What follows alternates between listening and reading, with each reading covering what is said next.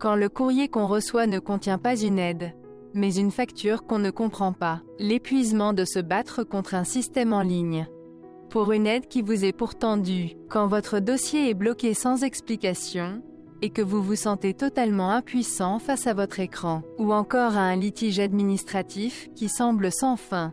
Le premier réflexe est souvent de se dire « Il me faut un avocat ». Mais est-ce vraiment nécessaire? On imagine qu'engager un expert va tout résoudre.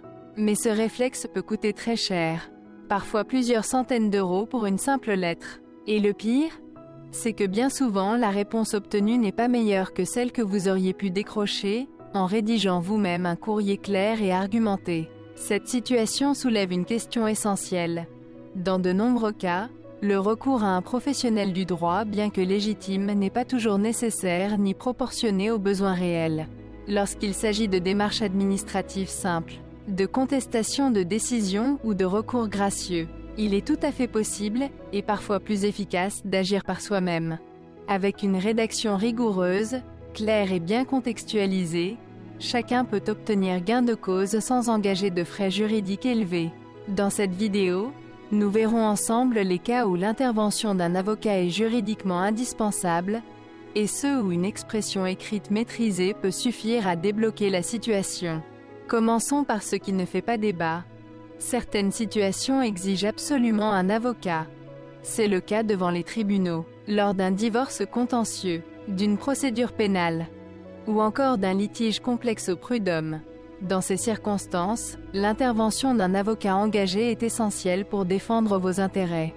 Cette vidéo n'a pas pour objectif de remettre en question la nécessité de recourir à un avocat dans certaines situations, mais de montrer que dans beaucoup d'autres démarches administratives plus simples, vous pouvez agir efficacement par vous-même. Imaginons une contestation auprès de France Travail, un recours gracieux après un refus administratif, ou encore une mise en demeure.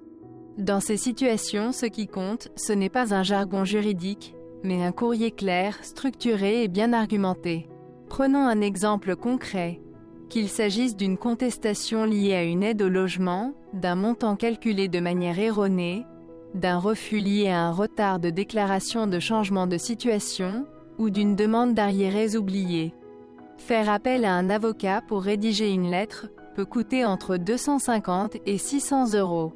Mais pourquoi dépenser autant, quand vous pouvez faire la même démarche gratuitement, ou avec un accompagnement accessible grâce à Nareo Pédago? En plus d'être plus rapide et plus économique, cette solution est surtout plus proche de votre réalité, parce qu'elle repose sur vos mots, votre vécu, et une approche véritablement humaine. Et ça fait toute la différence. Pourquoi ces courriers fonctionnent-ils? Parce que l'administration n'attend pas une plaidoirie. Elle attend des faits clairs, datés, vérifiables, et une demande précise. Une bonne lettre repose sur 3 forces. La clarté, évitez le jargon, allez droit au but, le récit, présentez votre situation comme une histoire structurée, ce qui s'est passé, le problème rencontré, et la solution demandée. La précision, citez les dates, les numéros de dossier, et les pièces jointes. Avec ces éléments, votre courrier devient convaincant. Votre dossier est une histoire. Et bien racontée, cette histoire peut suffire à débloquer une situation. En résumé, apprenez à évaluer le niveau de complexité de chaque démarche. Sachez reconnaître quand une procédure exige une expertise, et quand vos propres mots sont la meilleure des solutions. Dans toutes vos démarches administratives courantes, osez prendre la plume pour vous-même. Enfin, souvenez-vous que vous êtes l'expert de votre propre vie. C'est votre récit, authentique et précis, qui donne du poids à vos demandes. Avant d'engager des frais juridiques, commencez par écrire. C'est le cœur de la mission de Nareo Pédago, vous aider à transformer vos mots en levier d'action.